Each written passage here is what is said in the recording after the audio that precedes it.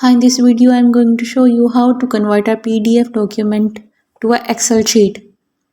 In this quick and easy tutorial, I will show you step by step how to save your PDF document as a high quality Excel sheet without losing formatting. Whether you are using Microsoft Excel or Windows or Mac, this method works perfectly. But before starting this video, if you have not subscribed my channel, then please subscribe it. I will take it a token of appreciation. So let's start the video.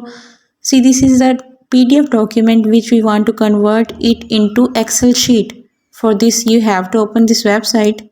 The link is given in the description of this video, so you will easily find it. Go to the website. This is the interface of this website. Convert PDF to Excel. Click on select PDF document. Find your file. Choose it and click open button. See, your file is uploaded here. Now press convert to Excel button. Download your file and see your PDF document is converted into Excel sheet.